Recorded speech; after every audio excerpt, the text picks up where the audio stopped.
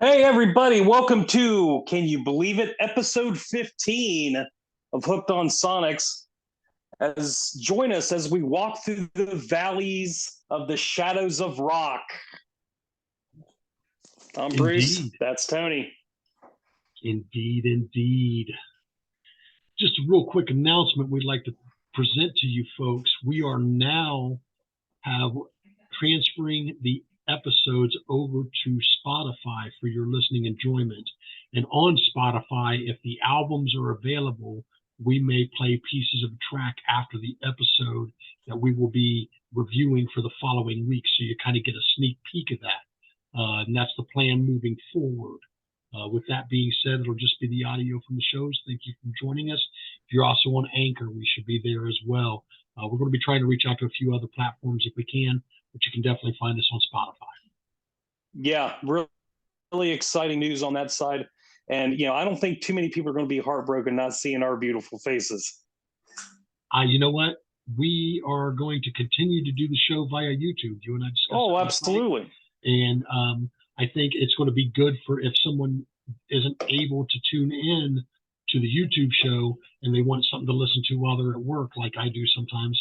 I think it's a great opportunity to catch the episode without catching the episode. You know what I mean? Absolutely. Yep, absolutely. I think it's great. We're moving in that direction. Yep. So, my Trying to get friend, more platforms for all of you. yes. Yep. More platforms we're on, the bigger we get, the better we get. So pretty exciting. What you been jamming to this week, my friend? Um, what have I actually wrote that down? I've been listening to some Church of Misery because we didn't anticipate the album to drop. Um, Winery Dogs, of course, just got Yeah. back from that show, which was a great show. They did phenomenal set. My wife and I and my buddy Tom were extremely ecstatic about it.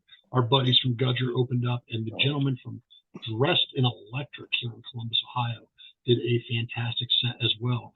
So I'd like to give a shout out to them and Gudger for doing a great set that night, as well as the wonderful fellows from the Winery Dogs. It was a great show.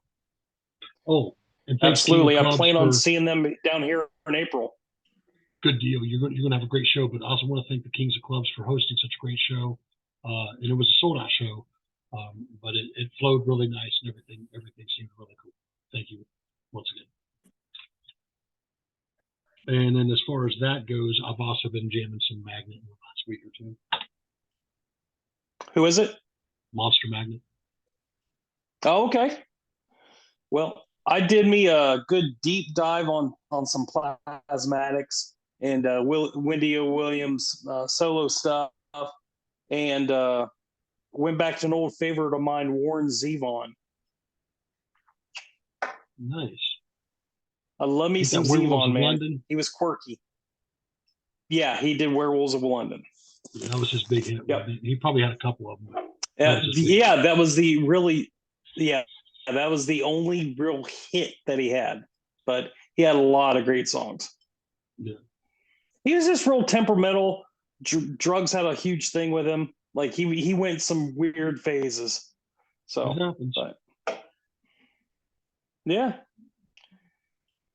What's that little drink you got back there? What you got? I'm What going you to got crack this drinking? open for the show. As always, we will have a drink, and this is Rhinegeist Brewery's Imperial India Pale Ale. Knowledge. Knowledge. Coming in, I think, at like Well, hopefully that makes the show smarter, huh? 8.5. Nice. And I am drinking a local brewery based out of Johnson City, but they've got a brewery located now in Knoxville. Yeehaw Beer 80, and this Nice. is their Scottish ale. I like a good Scottish ale. Well, looks like you're freezing up on me. Very oh, it's so good. Yeah. A nice Yep. little glitch there. And you said it's a Scottish ale from who? Yep. Yeehaw Brewery. Yeehaw Brewery. Thank you. Yeehaw Brewery out of Johnson City. Mm-hmm. We had us a nice little glitch there. So with that being said, you want to move on to some news? Yeah. So one of the things the only thing I had was you turned me on to this new Dorothea Cottrell album that's going to come out in April, Death Folk Country. She rreleased a single for that.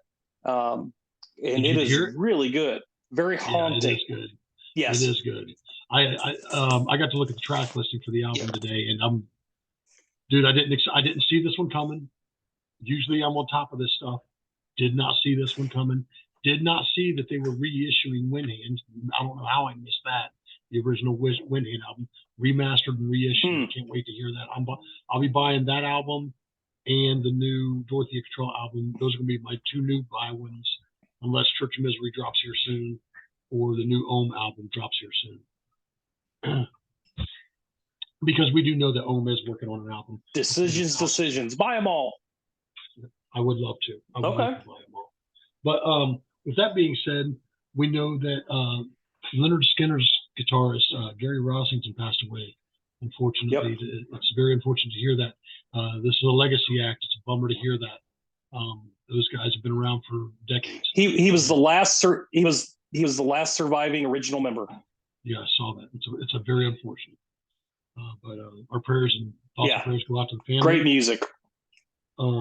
In touring news, I've got following tours coming up. We've got Falling in Reverse, Halo Effect, I think, are doing a tour together. Devil Driver's working on a new album. Kid Rock's doing a tour. Megadeth and Bullet for My Valentine are doing a tour. Rockahoma announced a lot of the acts, so you may want to check that out. Black Crowes, I don't know if you've seen this. They are actually going to be doing a Shake Your Moneymaker live album, which is very interesting and personally my favorite album by those guys.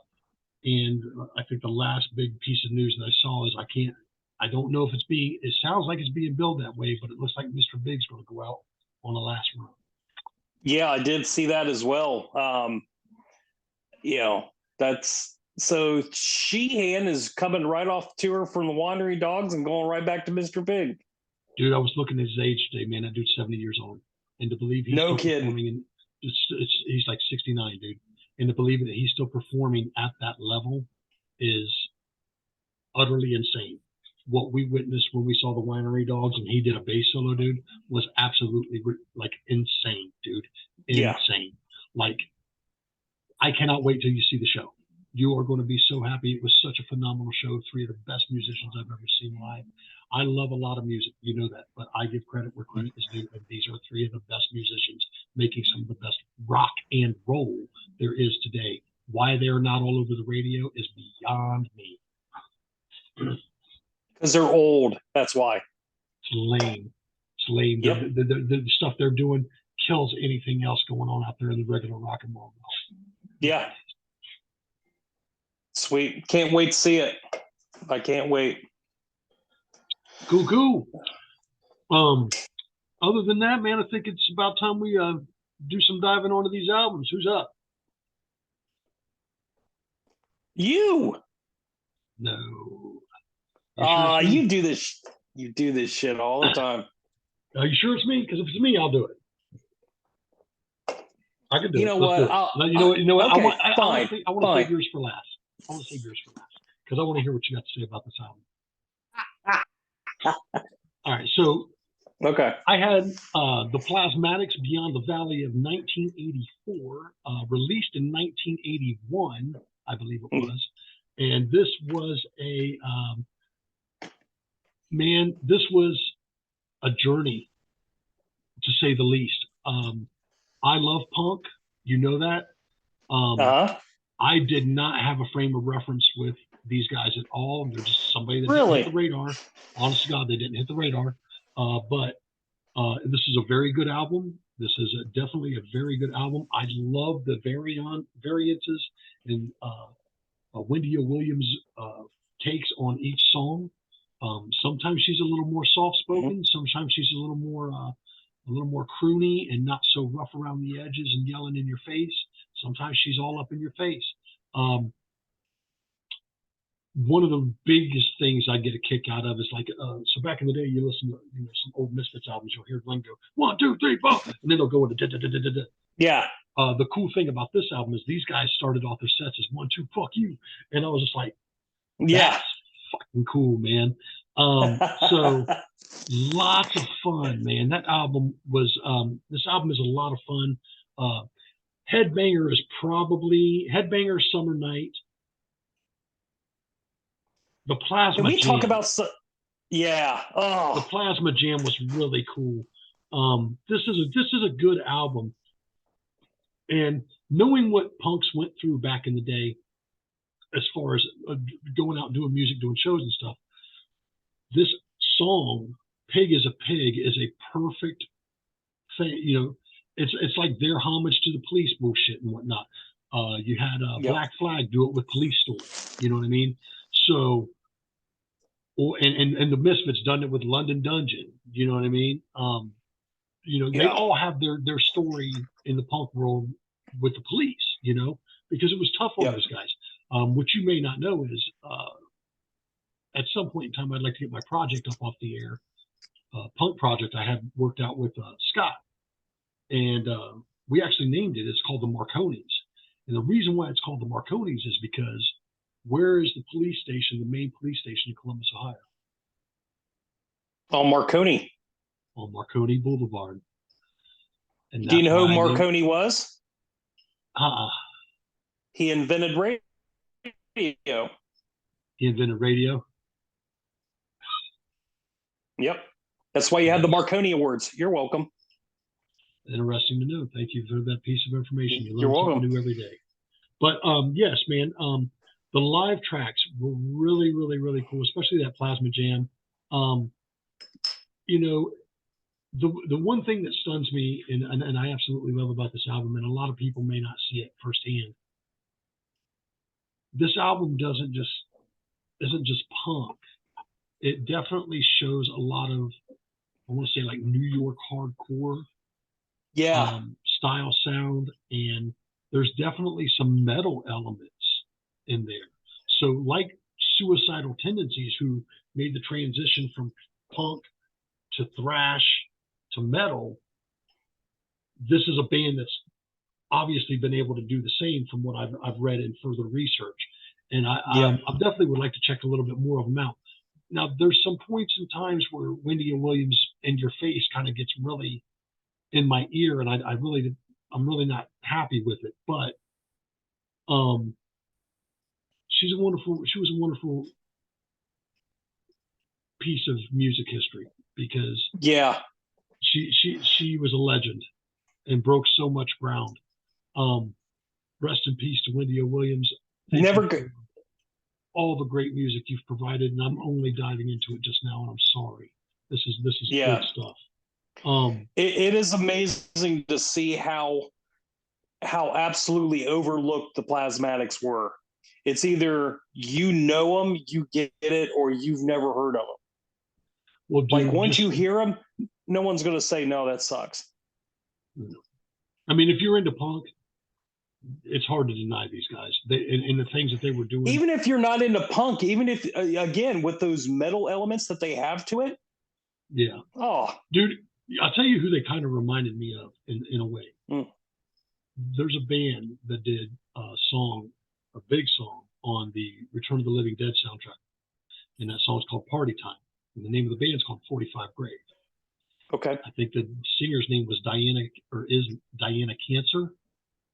Don't hold me to that. But what a great name. Yeah. Oh yeah, dude. But they're a really good band like that too. Speaking of mishaps, I would just like to point out, doing a little further research, Bad Brains is not on the Muddy Roots guys. I was thinking of the Cro-Mags, and I apologize for that misstep. But with that being said, man, wrapping everything up about this album, finding out the research and stuff that I did, putting it in my library of punk albums, There's a couple tracks I would go back to on this, maybe 3, but I am going to give it a solid 7. Okay. Solid 7.25 maybe, just because it's a good punk album. There are a few standout tracks.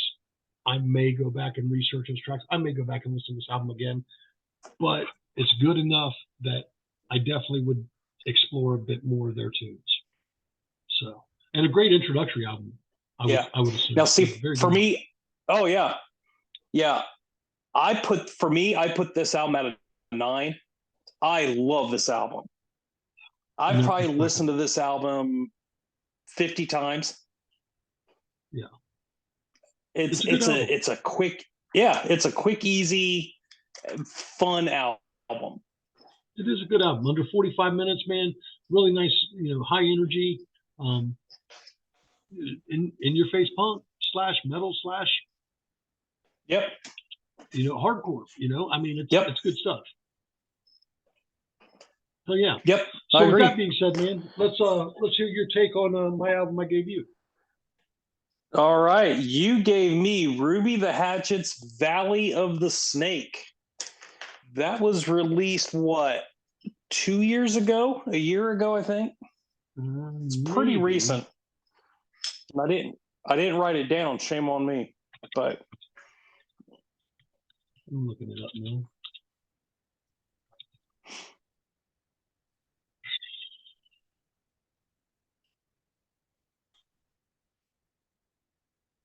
Mm-hmm.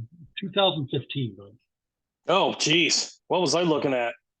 So Planetary Space Child was released in 17, and their new album, Fear is a Cruel Master, was released in 2022, this past year. Gotcha. At the end of the year last year was actually probably one of my top 3 albums for last year. Yeah.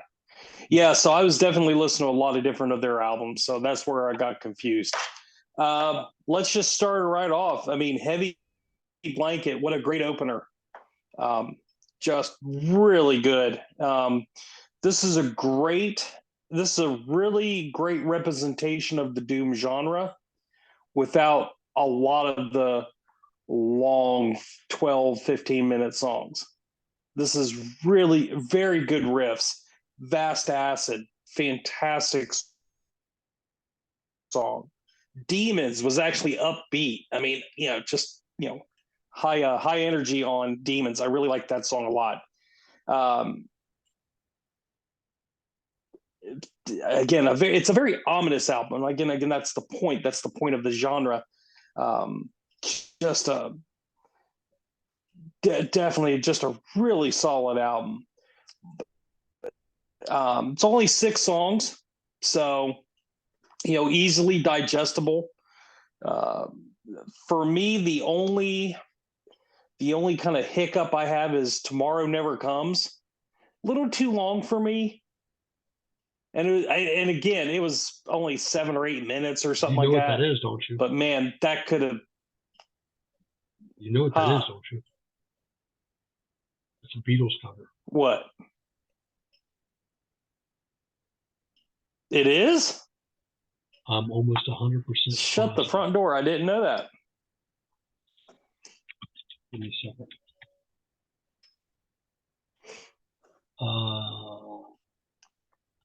Give me a second.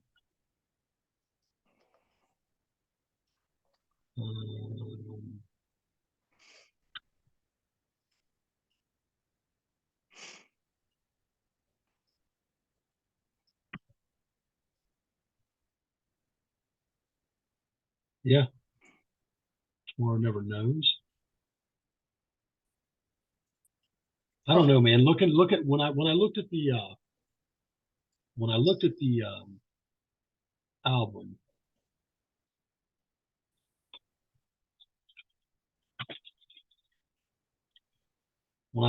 album,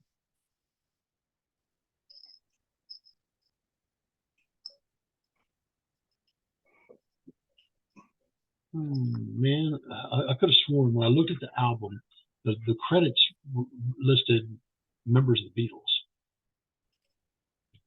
Okay. I'll have to do some more digging on it. And can we talk about Definitely. the album? The album art, real beautiful artwork. All of their art, all of their album art's amazing, dude. Every Yeah, bit of it. I forget yeah, who they use. It almost looks like Frank Frazetta style art. yeah, yeah, Yeah, yep. yeah. So if I find this on, They're good. yeah, if I find this on vinyl, I'm definitely putting it up on the wall Really, for sure. Yeah, I you like should that take album it. cover a lot. You should see the album cover for the new album. Fear is a Cruel Master. That is a Yeah, wicked looking album. I'll check it Wicked. out. Yeah. And Interplanetary Space Shop. All that stuff looks great. Ouroboros was the first album, and it's an amazing album cover too. But yeah, that Valley of the Snake, how the Mhm. river runs up and goes to the Yep, waterfall and then snakes at the top. That's there's a dope, dude. snakehead. Yeah. Yeah. I want to see they're in my top 5 to see live, dude. I'm dying to see Okay. those dudes live. Did you see Suicidal Tendencies got Yeah. announced So for me, Muddy Roots? yes, I've seen that. That may be the arm twister for me. Hmm. I'm not quite there yet. Oh yeah, there you go. Goddamn Gallows. Come on, dude. Great show. That was a great show. But go ahead. Let's finish this up. I want to remember. All right, I'm going to give this album 8.5. 8.5. Okay. And the reason I put it 8.5, really, there's only one song that I really didn't like, and it got me interested in other albums that they did. I'm not going to give it a solid. I'm not going to give it a solid 9 because this isn't my go-to genre at all. I'm not going to go to this album a lot, but if I hear it, yeah, I won't turn it off. I dig it. I dig it a lot. I have this funny feeling that as you travel the Ruby the Hatchet rabbit hole, you're going to find more tunes. And you're going to find yourself in a position where you spin the album and just let it play. Because it's just not that bad to do. It's a good album to listen to. It's not a horrible album by any means. It's not offensive. It's not violent. It's not, it's not mean. There's just good, tasty, almost psychedelic doom style rock riffs and just good shit, man. Yep. When I first listened to them, I was like, yeah, these guys are good. But I got through the album and was like, I got to know more because this is some good stuff. Yeah. With that being said, and again, I think that's another thing it has. That is probably a 9 album for me. Not quite a 10, but a 9 for me. Solid. Okay. We ain't too far off there. No, but it's a great album, and I would, if somebody came up to me and said, Tony, can you give me somebody to listen to? They'd probably fall in my top 5 people to hand off to. Like, you could probably hand them to just about anybody, and they might dig. You know what I mean? But this was my purpose because I wanted to show you that doom isn't just there's an all-encompassing thing there, and it's a shame that it all gets housed in this genre thing. But when you see these guys, they're most likely with bands like Sleep and Monolord and Windhand and stuff like that. So they're part of that niche, But that's when I hand these doom albums to you. I think this is a genre you could appreciate more than you think you do. Just as I'm finding that I'm appreciating a lot of bluegrass. No, definitely. I'm definitely more than I think I would. Like that Carolina Chocolate Drops, man. That's a great album, dude. That's a good spinning album. Yeah. I was thinking about that the other day. I just don't really listen to a lot of stuff through YouTube in my car or anything. So I may have to find somewhere where I can copy the album cheap or something just because I have it in my library. Yeah. No, I agree. Now that the thrill of that is over, let's talk about these upcoming albums. Are we still celebrating women in music? Oh, baby. Absolutely. I'm all about Absolutely. it. This one's this month's for the women. Yeah, that's right. This one's for the girls. And tonight, oh no, that's here for the boys. Tonight, this girl I'm bringing is bringing the party.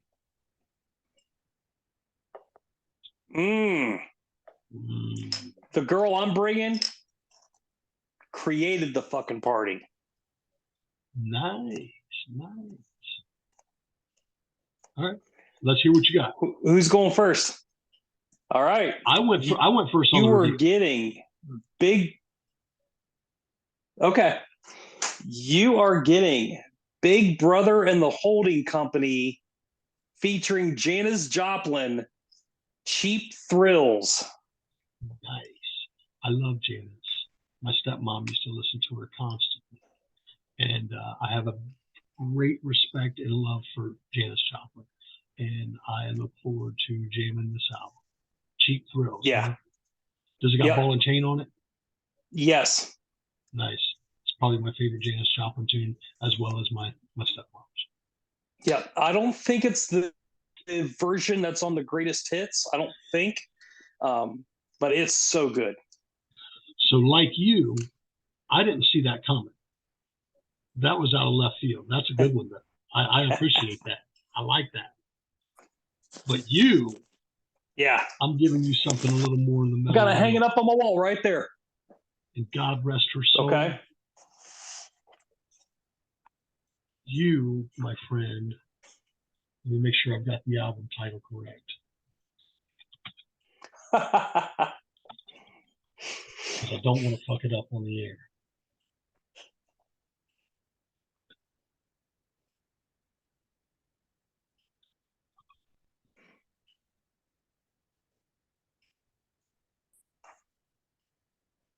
Bear with me. Oh my God. God rest her soul. Jill Janis.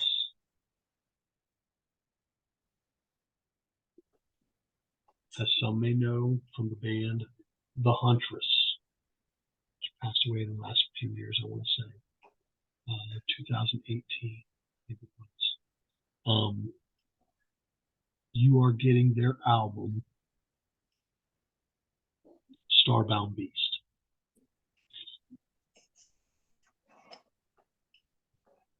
Okay. And let me make sure that's available on the tube. The band is called The Huntress.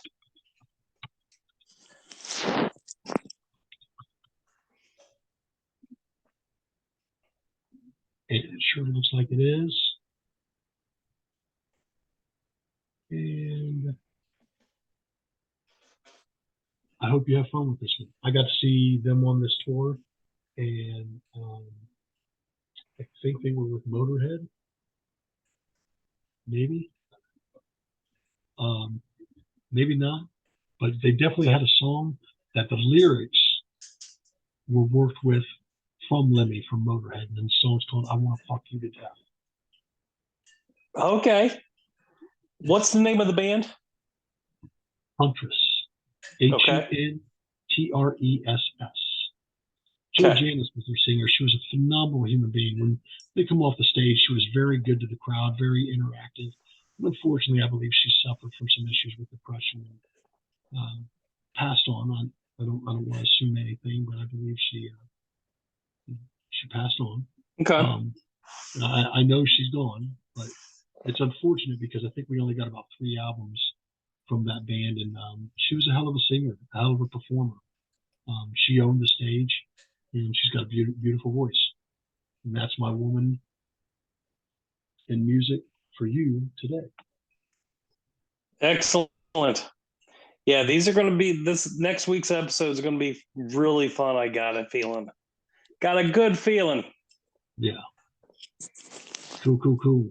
Yeah, I was doing some really hard research on who I was going to give you, because I don't listen to a lot of women outside of like R&B or hip hop and metal per se.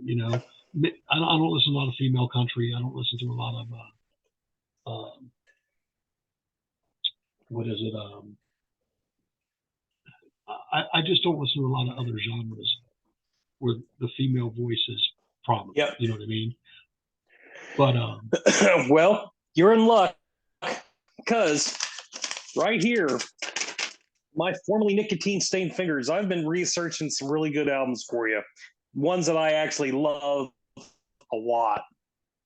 So it's there's a good methods album to my madness. The album I've given you is a good album, and the tour was, to see them do the songs live was great. It breaks my heart, and this is one of the reasons I'm giving you the album, because she was a prominent force and could have. They were on their way to huge things if they weren't already. You know what I mean? Yeah. And she was it's a hell of a personality. Yeah. And you know what? It's the same story with Janis Joplin. Good God, man, with that voice, if she just would have lived longer, the music that she would have been able to create, the crossover hits that she'd been able to do, my God, man. Well, dude, Janis was a very loving, such a tragedy, an open person, you know what I mean? But she also didn't see through, she saw through people's bullshit too. You know what I mean? I think at one point in time she had told Jim Morrison. Yeah. Have you ever read any of? Yeah. If you've ever read her letters that she sent to her family while she was on the road, just a beautiful, just warm side of her that, and her and Jimmy you see close, this wild woman on stage. And her and Jimmy were close. They did a lot of touring together, I'm pretty sure, dude. Come on, dude. You gonna tell me they didn't? I don't know. I'll have to look that up. I don't know. I really don't know. They were that era, dude. I don't. Sure. Could you imagine Janis Joplin's voice? But there's lots of bands that are in the same eras. Well, there was I haven't found it yet, but supposedly Albert King, Janis Joplin, and Jimi Hendrix did some songs together. Okay. But I have not found them yet. And I want to find that Plasmatics tune that was a single I was reading about. I have to find that. I want to hear that. But yeah, man, I appreciate the album. We're at the under 5 minute mark.